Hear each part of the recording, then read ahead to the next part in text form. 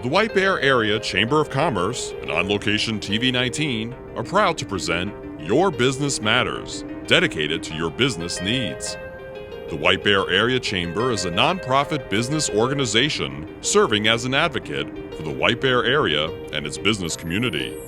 Now, here is the Executive Director of the White Bear Area Chamber and the host of Your Business Matters, Tom Snell. Welcome to Your Business Matters, brought to you by the White Bear Area Chamber of Commerce. Each month, we interview community leaders and local business owners so you can be informed about the developments in our community. I am pleased to welcome Bill Blazer, Vice President of Public Affairs and Business Development for the Minnesota Chamber of Commerce.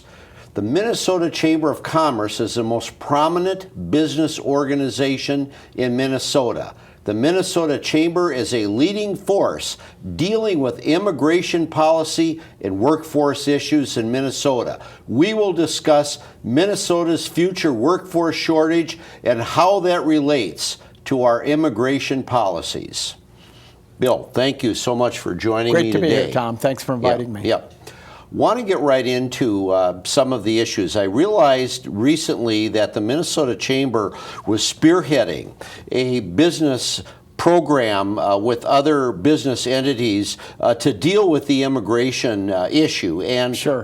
Why is that so important? Well, we've actually been working at this for, I think, about 8 years now. Oh, you have? So we've been at it for a while, and it's a little embarrassing for me to say that because we don't have a whole lot to show for it, especially when you think about the, at least in those 8 years, 2 failed attempts at the federal level to pass comprehensive immigration reform legislation. And you think that's important, comprehensive I was going to say, let me back up and say, the reason it's important is as we travel around the state, visit one-on-one with Minnesota companies like you do at the White Bear Lake Chamber, we hear with great regularity that Minnesota businesses are trying to grow, but they don't have the workers that they need to grow. Mm-hmm. And new Americans, immigrants, have become a major source of employees for growing Minnesota companies.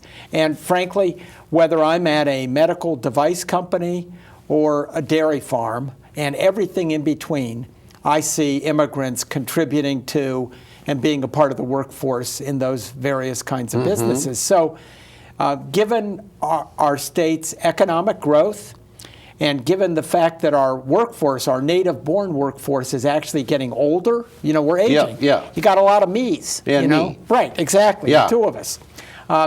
We got to find ways to have more workers, and immigrants have proved to be a great resource for our state's workforce. And frankly, so that's one reason. I think the other thing that's important, characteristic of this group of folks, is that they also happen to be really good entrepreneurs. If you look at Minnesota's economic history, you can find all kinds of companies that were started by folks who came to this country from somewhere else. And I'm not sure that a lot of people understand that. If you look around at some of our leading companies today, Medtronic, the CEO of Medtronic is an immigrant. Really? 3M. Inga Thulin is from, I think, Sweden, I want to say. But so, and actually, 40% of our country's Fortune 500 companies, so those larger publicly traded companies, were either started by immigrants or their children. So these folks are industrious, they contribute to our workforce, and they start businesses, which in a state like Minnesota, where we depend on the startup and success of homegrown companies, that's a big deal. Now the current issues related to immigration, that's been a real prime issue in the political discussions, both on the state level and the national level. And I noticed that yesterday, when the president gave his State of the Nation address, he mentioned that he was interested in having an immigration policy based on merit. That he would let people in that had the wherewithal to help our economy grow. And would you comment on that a little bit? So the immigration system that we have today is really based on legislation that passed in 1986. So think back to 1986.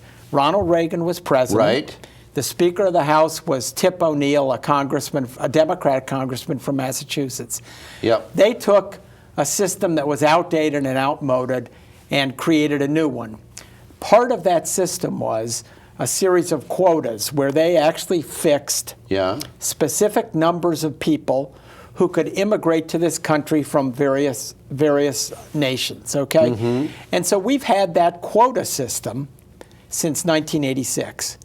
In those intervening 30 years, our national economy and our Minnesota economy has grown substantially. So those quotas are outdated. So the president said last night, appropriately, that he wants to go to a merit system. When I think of a merit system, I think what we'll do is we'll look at the nation's economy, or look at Minnesota's economy. We'll see what kind of people we need who we can't source from our, native-born population. Right. And we'll go out and we'll set up a system and allow folks with those skills to come to Minnesota or to come to the U.S. Yeah. So, for example, if you ask a Minnesota dairy farmer, who's milking their cows, who's tending to their herd,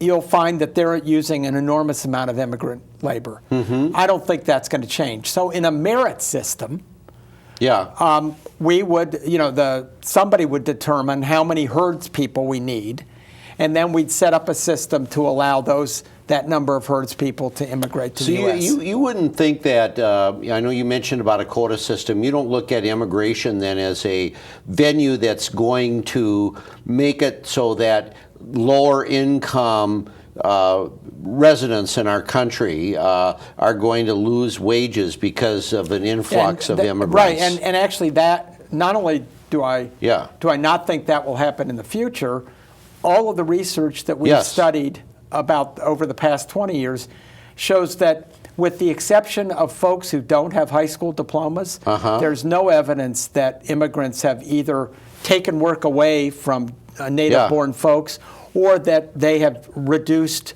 anybody's wages.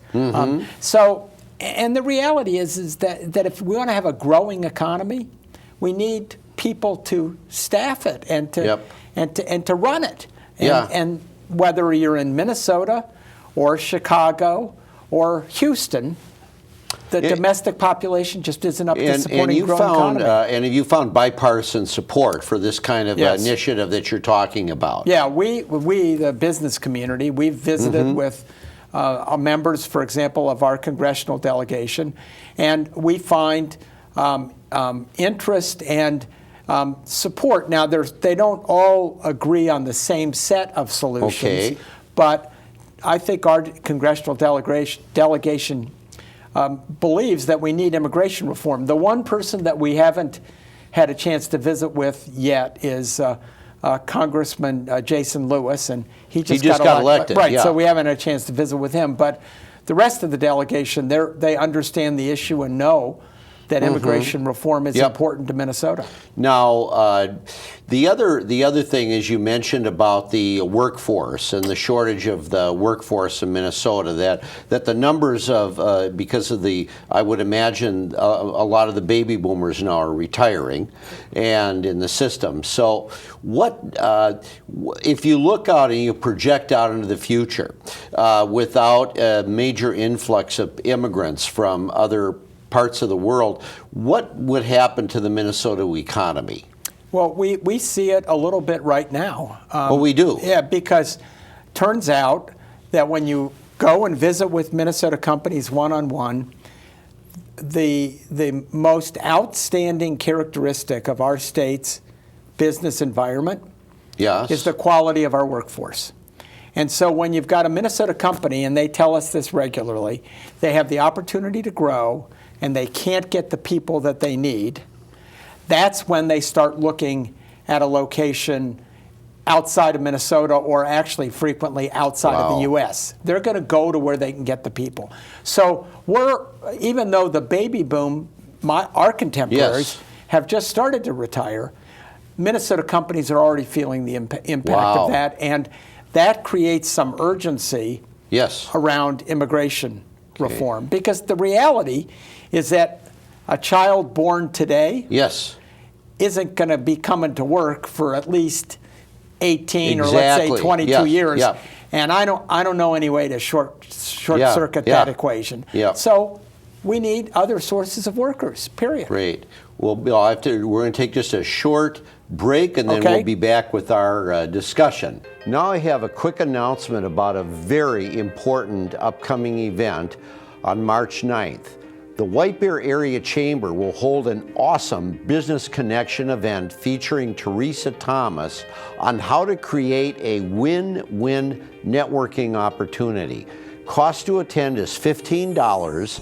The program will take place at the Manitou Station Bar and Grill, located at 2171 4th Street, White Bear Lake. Tom Hauser, the Emmy Award-winning journalist, will join us at our government affairs meeting for the White Bear Area Chamber of Commerce on March 21st at the Fairfield Inn in Vadnais Heights to discuss our current political landscape in the state of Minnesota and how it relates to the business community. For more information on that event, contact the White Bear Area Chamber of Commerce website, www.whitebearchamber.com.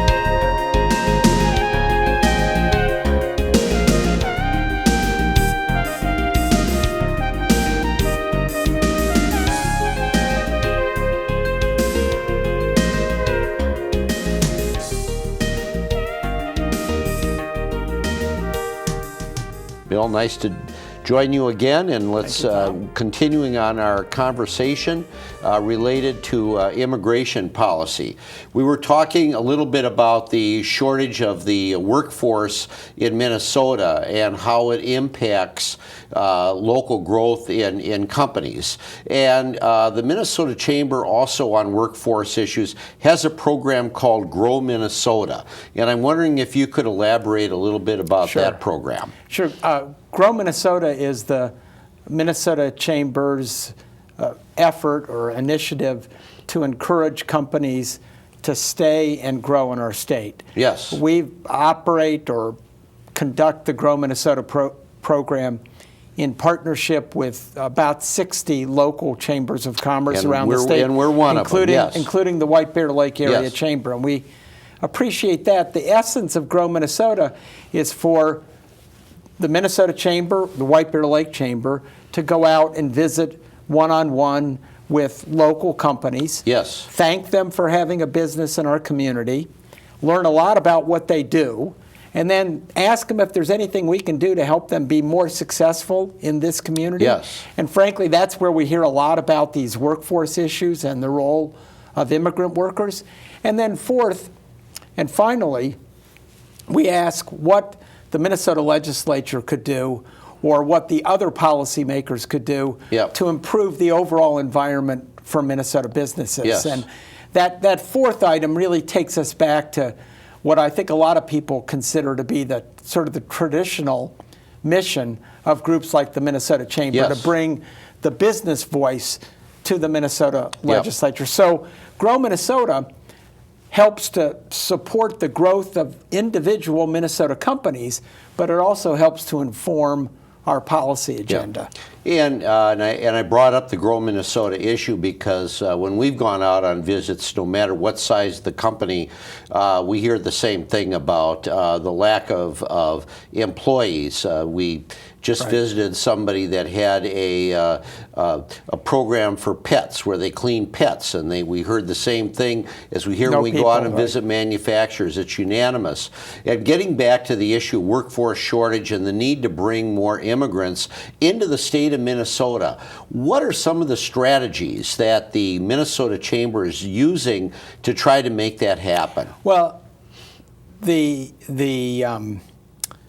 two things. One is we've got a series of test projects, if you will, that we're testing with the Winona Area Chamber in southeastern Minnesota. And why a chamber outside the metro area? The nice thing about the Winona area is in that relatively compact area, you've got almost 100 manufacturing businesses. Okay, and wow. These manufacturers are experiencing kind of close up and personal the challenges with having enough workers. Sure. So when we developed this regimen of programs aimed at trying to make it easier for them to get the workers that they need, this was a good place because there are plenty of companies, plenty of demand, and frankly, a well-organized and willing business community. Sure. And part of that initiative is to create a more productive relationship between the local K-12 education system and the higher ed system and the business community to get those folks working better together so that the high school graduates and the college graduates are better able to go to work for those local manufacturers. So we're testing some strategies. We hope to have some results by the middle of this year. The programs that are successful, we will promote statewide so that communities like White Bear Lake can take advantage of them. So you'll be looking at things like, so when immigrants come into a community then, that they'll be ready and they'll be able to assimilate into the local education. Exactly. And actually, the programs that we're testing in Winona really apply to everybody in the school system or everybody in the higher ed system, certainly some immigrants. With respect to the immigrant population, I think the key thing there is to convince the president and the Congress to actually pass an immigration reform bill. Because without a 21st century immigration reform system, it will be increasingly difficult for Minnesota companies to hire immigrant workers. I mean, we're existing right now under a set of quotas that were created in 1986. I mean, that's before we had cell phones to a great extent. I mean, that's a long time ago, right? So we really do need the Congress and the president to make progress on reform.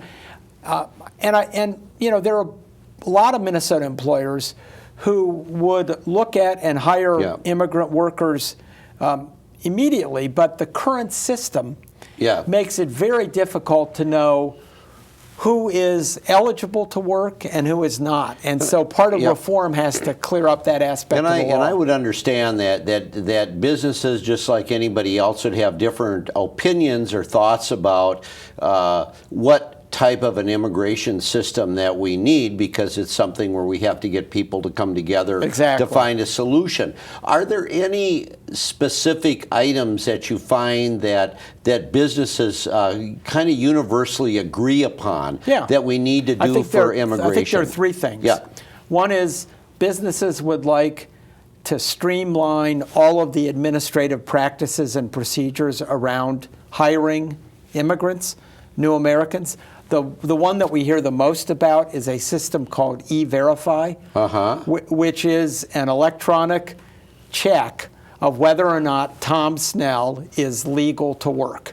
And the problem with that system is that even though it's automated, it's not 100% accurate. And if I'm an employer and I check Tom's status and I get a false positive, that means that I hire somebody, Tom, who's really not legal to work. If I get a false negative, then I say, Tom, I can't hire you.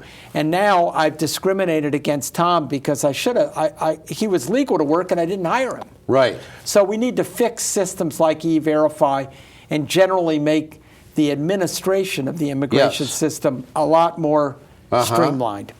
Secondly, going back to kind of where we started the conversation, we need to replace the quotas with either a merit or a system that adjusts the flow of people into the country based on current economic conditions. If the economy needs more workers, we ought to be able to raise the quotas so that we can get more people. When the economy slows down, we ought to be able to slow those down as well. That's the second thing. And then third and finally, there are roughly 11 million people here in the U.S. today that are not authorized to be here. We need to resolve their status. We need to come up with a regimen whereby they would go through a process, and at the end of the process, either get permanent residency, or citizenship, or leave the country. If if they fail the test, then they obviously leave the country. Because right now they're in kind of never limbo. land. You don't know if somebody's going to knock on the door. And it's not fair to anybody. It's not fair to them. It's not fair to their families. And it's not fair, frankly, to the employers who, through no fault of their own, are employing them. Right. Yeah. So we got to fix that. So, what can a local business person do on this issue? You said that this is somewhat of a federal issue. I think, the most important thing they could do is pick up the phone and call, in your case, Representative McCollum. McCollum, right. And let her know that, we need immigration reform, and that encourage her, to get on the case. And frankly, Senator Franken and Senator Klobuchar both sit on the U.S. Senate Judiciary Committee, which is a key committee for immigration reform. Both of them worked on the Senate bill that passed in 2008 and then never made it through the House. They need to kind of get back on the case and start working for a new reform bill and work with the new Congress and with the president to pass a bill that we can all work with and live with. Well, I'm really thrilled that the Minnesota Chamber is taking the lead on this very important and vital issue. So thank you very much for coming out and sharing your thoughts with us today. Thank you, Bill Blazer, for joining me, and I'm Tom Snell. Thank you for watching Your Business Matters. Thanks, Tom. Thank you. You've been watching Your Business Matters. For more information on this program or the White Bear Area Chamber, visit whitebearchamber.com or call 651-429-8593.